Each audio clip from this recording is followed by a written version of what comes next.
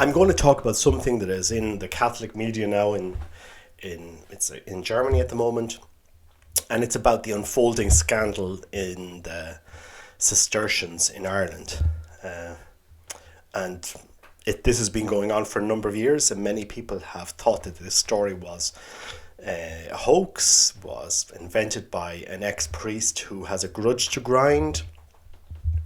But seemingly it's not. Seemingly this ex-priest was right about what was going on.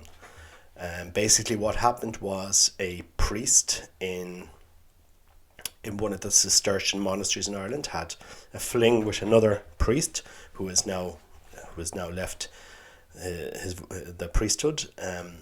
He also went to some gay bars in Dublin, and sadly, in one of these gay bars, an ex-seminarian from Maynooth recognised him and leaked the information to this other ex-priest who's a blogger in Ireland, notorious. And this blogger put together a dossier and sent it to the head of the Cistercians, who happens to be Irish. The head of the Cistercians called the blogger and basically confirmed everything that he knew. And this blogger published it. Now, there hasn't been any denial from the Cistercians. So, that's what happened. This priest that had this fling in this monastery, the superior moved him to another monastery as superior of that monastery in Ireland. What is going on? And there was a visitation after the allegations came out. He has resigned his post, and the superior of the Cistercians had a day later also resigned. What is going on, guys? What is going on in the church in Ireland? What is going on? More priests have left the priesthood or been suspended in the last year than seminarians who have entered into Maynooth. We've closed all of our seminaries in Ireland, bar Maynooth. We're importing as many priests as we can. We have the neo-catechumenals importing their seminarians into Ireland. You know, what has happened to the authentic Catholic faith in Ireland? People are not looking for perfect priests. We're looking for authentic priests. Be who you are. There's no point in living a double life today in Ireland. Why would anyone live a double life? What's the point? What's the point of being in a church saying you're living a life that you're not living? And I think, some serious questions need to be asked here. I'm not going to go around throwing stones at the two superiors of the Cistercians. I'm not. And to be clear, nothing illegal was committed here. This was under the Irish law, and so we're not talking about anything illegal here. But we are talking about the faith. Like, guys, and I don't think I'm the only one voicing this, we need authenticity back in Ireland. We need people to lead us. We need a return to our faith, and we need priests to, I don't know, how will I say this? We need priests to be priests. We need men to be men, and to lead us forward as men who love the faith. And I think it's very painful to see what's going on. Anyone who loves the faith sees what's going on in Ireland as extremely painful. There's no other way to put it. This is a horrible time in the church.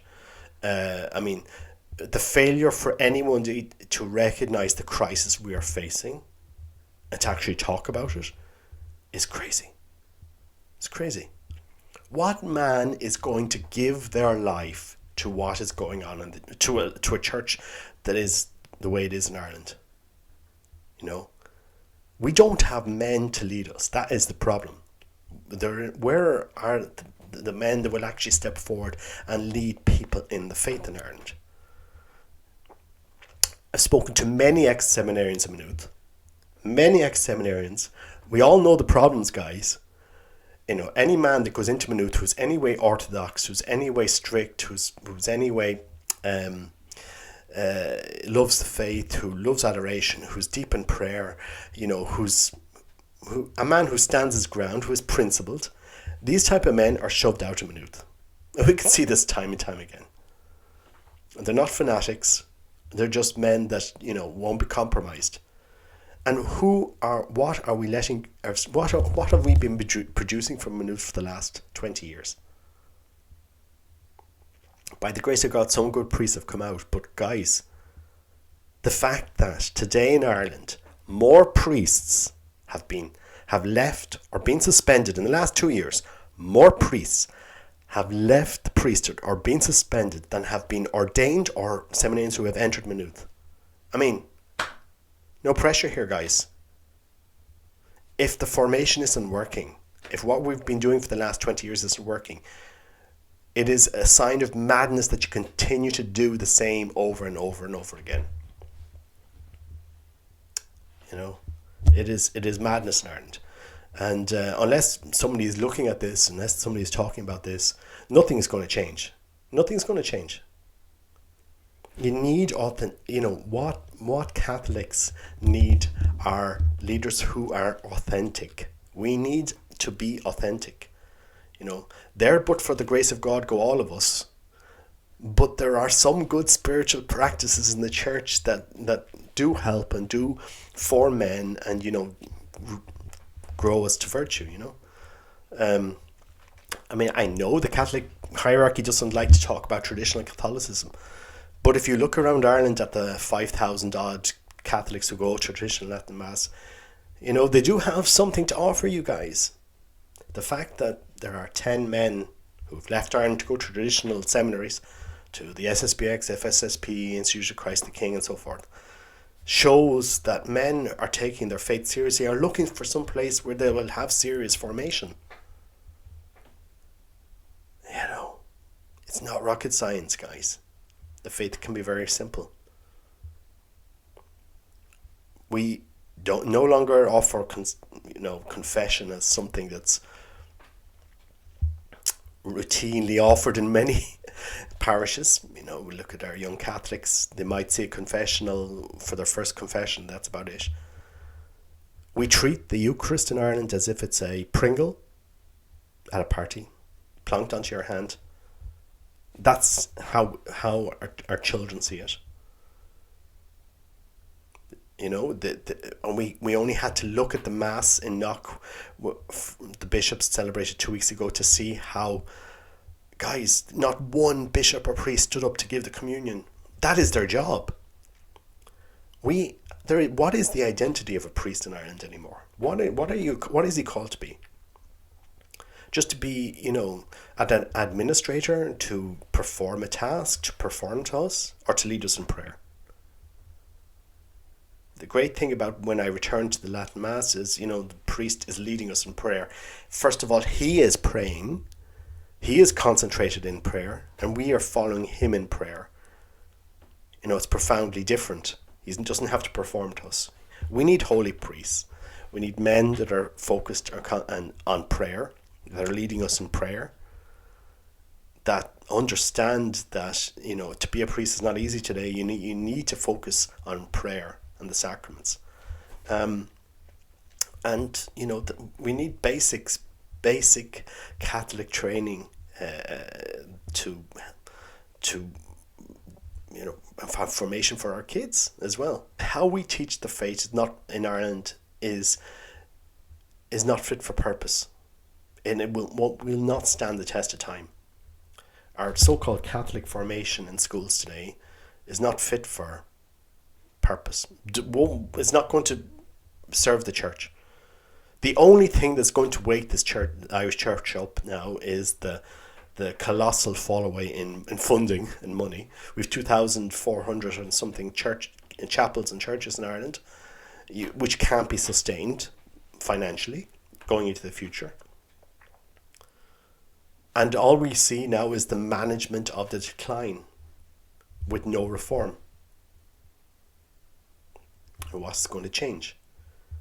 We've seen the results of the changes that have been introduced over the last 50 years. None of the changes, nothing that we've done in Ireland over the last 50 years has done anything to help the church in Ireland. Nothing. Nothing. Not one single altar ripped out. Not one single communion rail ripped out. Not one, all this thousands and millions of euros spent on destroying our sanctuaries and to be bringing in some this modern thing that we have seen so many chapels today. And to be clear, I go to both masses, I go to traditional and Novus Ordo, but not one of these changes has done anything to renew the faith in Ireland. Nothing. Zero. We have focused so much on implementing modern whatever, I don't know what, in Ireland, that it is we have destroyed the faith. We have destroyed the faith in Ireland. That's simply it. And anyone who can't see this is blind or is deluded. We suffer from this Catholic schizophrenia now in the church, that we have a faith that says one thing and we actually go and do another thing. The Eucharist is sourced so much in the centre of our faith, according to Vatican II. And what do? We put the centre of our faith to the side. We take out the altar and we make the priest perform to us. And we wonder why priests don't have faith. We wonder why no man will give himself to this mission. What are we doing? You know? It's not to attack Vatican Council II, because Vatican Council II didn't ask for all of this destruction. There was nowhere in any of those documents that said we needed to destroy our chapels. We need to remove statues, remove altar rails, remove high altars. It wasn't mentioned anywhere. So but what have we ended up doing? You know, beauty is one of the things that draws us to God. And sometimes we go into some of these chapels that are so ugly now that what person would be inspired to believe in God going into those chapels? I don't know. At least the Orthodox, you go into an Orthodox church, you know it's Orthodox. You know, you see it's awe-inspiring. You go into some of these Catholic churches in Ireland that we have now, and what are we left with? What is needed is a return to authentic Catholicism, to, show some direction. Because, guys, the train is falling off the rails in Ireland. And, it is what it is. There's no way to say it. And those of us looking at this train wreck is wondering, what is somebody going to put the train back on the rails and take some leadership here? Or are we just going to remain in our comfortable positions in Ireland and say, well, look, I can't change that, and I can't change that, and I can't do that, and I can't do that? I wrote to a bishop once, said, look, can we not have a Eucharistic centre, a museum, where we could bring our children to catechize them on the Eucharist? And he said, no, no, we can't, because where you want to do it, well, I'm not bishop of that location, and you'd have to talk to that bishop. And I'm thinking, guys, what is happening in Ireland? We're not this big metropolis of the United States. We are this tiny Ireland with too many bishops and too much admin that nothing gets changed and nothing can be implemented here in Ireland. And we spend our time, if you mention that you love traditional, oh God, no, don't traditional Latin Mass, no, sure, no, we're not going to do any of that. Why would we return to that? Sure, no, we have to go ahead with this, with our modern Catholicism, which has done so much in Ireland to destroy the faith. Guys, is it just me that sees this, or who else is talking about it? I think it's just incredibly sad that's what's going on. Sometimes people, when you're caught in a lie, it's going to come out. There's no point in living a double life, because once you go down that road, it's nearly impossible to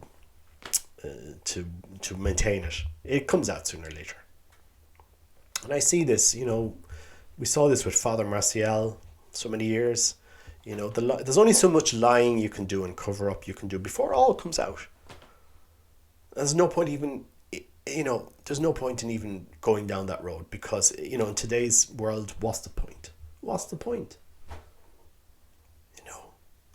I don't know how some of these people get into the church, and get into positions of leadership, and then why? I don't know. But anyway, look, people can say we're gossiping about this, but if we don't talk about it, if somebody doesn't talk about it, nothing will change. And we need to challenge those who can change the structures in Ireland to listen. Because maybe there is some bishop that will listen to us. The problems in the church in Ireland are very simple. We have stopped teaching the faith. At all levels, we have stopped teaching the faith. And we wonder why the faith is the way it is. As simple as. The future, the way forward for this is to return to the faith. We need, simple Catholic teaching again in Ireland, so that people know what is sin and what is not. People know what sanctifying grace is, but the people know what the Eucharist is. The way we live the faith in Ireland doesn't inspire. The way we practice and live the faith in Ireland is inspiring practically nobody to give their life to that faith. If they go to church today, it's out of routine, or it's a baptism or a wedding or a funeral or some other special occasion. But, day to day, week to week, what does the faith mean to some people in Ireland? And the only wake-up call that seems to be coming for the church in Ireland is the fact that we are hemorrhaging money like never before. And as money talks, money always talks. And when you're faced with a budget deficit and you can't fund your employees and you can't pay the bills, that's when things have to change. And that's what will change. That's what will pressure the church to change, is the loss in money. But we should be more concerned about the colossal drop off in mass attendance, in vocations, in people that actually believe in the faith. And it's very sad, but look, I'm not just going to stay quiet. So look, let's pray for the Cistercians. I don't think they're bad men.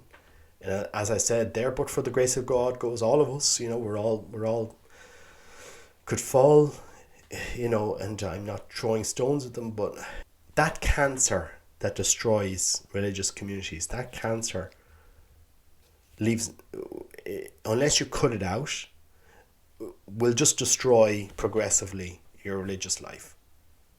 Because religious are not perfect men, but there are men that know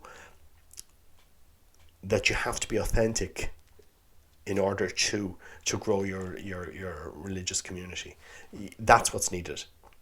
Not perfect men, authentic men that have said, look, whatever, if this is my past life, that's my past life, but I've left that life behind, and I'm following a different path now, and I'm striving to be authentic, and that's what's needed. But look, we have to pray, and this is not about throwing stones, but it's just a call to those who can change things in Ireland, because the laity can only do so much. It's really up to the superiors of religious orders and bishops to take a hard look at what's going on. Education, an authentic witness of the faith, that's what we need in Ireland. And we it's severely lacking. We need authentic priests who stand up and who are priests who know what their mission is. To be the conduits of sanctifying grace, to offer us the Eucharist, to be men of prayer, to lead us in prayer. That's what we need. We don't need a priest that performs to us on a Sunday. We need a man to lead us in prayer. That's what we need from a priest. A man who is steeped in prayer, leading us in prayer. That's what will draw souls to Christ. We don't need some type of performance from an altar. We need a man to go up to the altar and to lead us in prayer. That is what is needed in the church in Ireland. Men that are not perfect, but who have been inspired to take this mission forward and to lead us in prayer. And anything else will just fail. It'll come asunder.